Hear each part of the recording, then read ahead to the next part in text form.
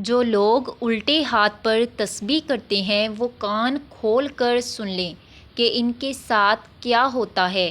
کیا الٹے ہاتھ پر تسبیح کرنے سے وہ ذکر الٹا اثر کر جاتا ہے یا بندے پر مصیبتیں آتی ہیں؟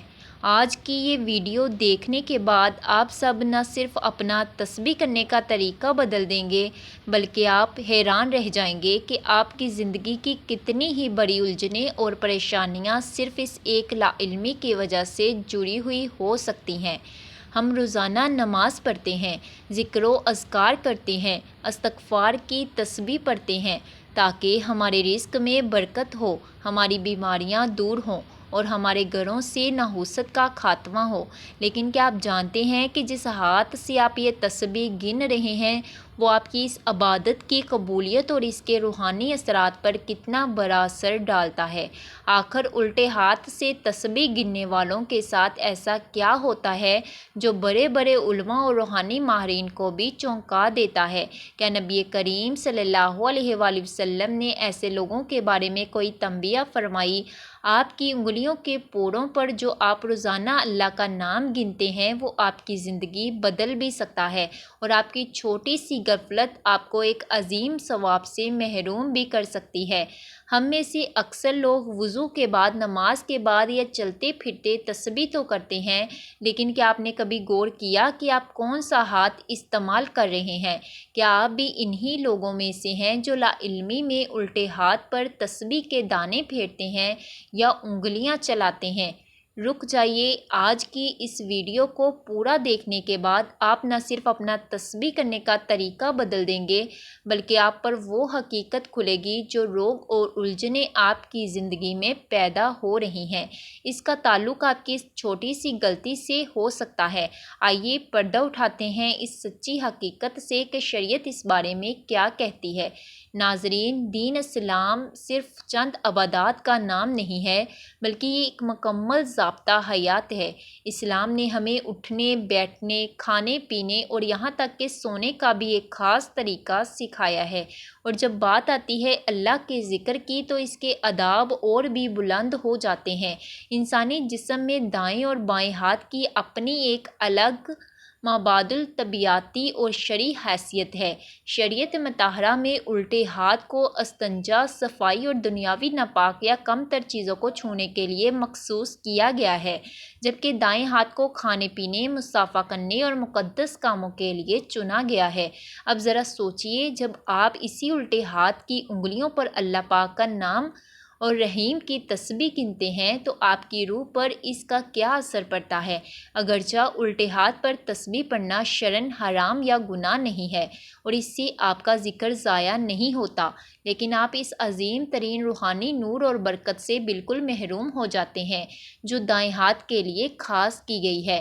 جو لوگ مسلسل الٹے ہاتھ پر تسبیح پڑھتے ہیں وہ لاشعوری طور پر سنتے رسول صلی اللہ علیہ وآلہ وسلم کی اس خوبصورت خوشبو سے دور ہو جاتے ہیں جو ان کی دعاؤں کی فوری قبولیت کا ذریعہ بن سکتی ہے۔ نبی کریم صلی اللہ علیہ وآلہ وسلم ہر اچھے کام میں دائیں ہاتھ کو پسند فرماتے تھے۔ حضرت عبداللہ بن عمرو بن عاص رضی اللہ تعالیٰ عنہ سے روایت ہے، وہ فرماتے ہیں، میں نے اللہ کے رسول کو دیکھا کہ آپ اپنے دائیں ہاتھ کی انگلیوں پر تسبیح، ذکر و شمار کرتے تھے۔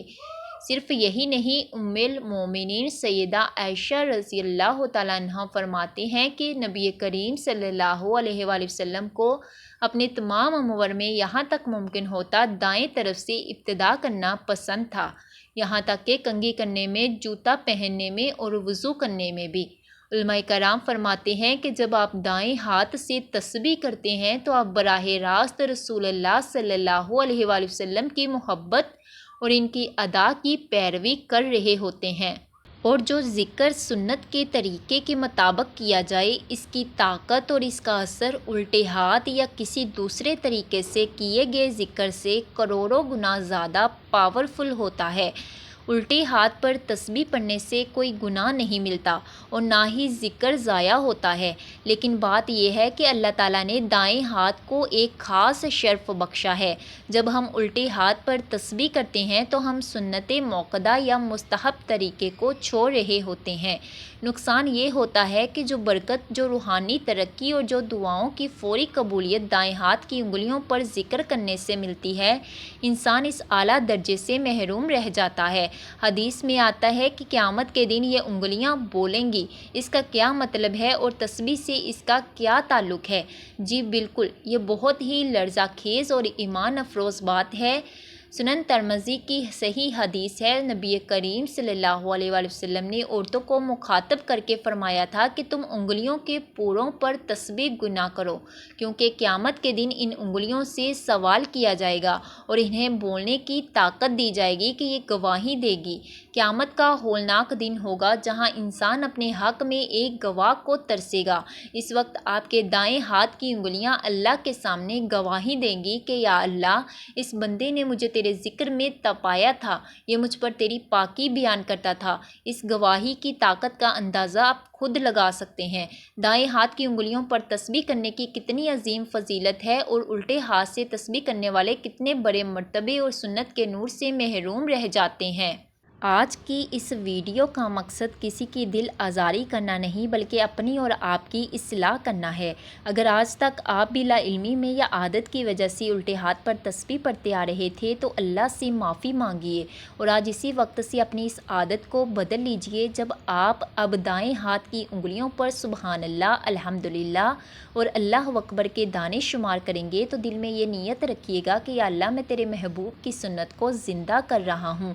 یقین جانیے آپ کی زندگی بدل جائے گی، آپ کے رزق کی تنگی دور ہو جائے گی اور آپ کے دل کو وہ سکون ملے گا جو آپ نے پہلے کبھی محسوس نہیں کیا ہوگا۔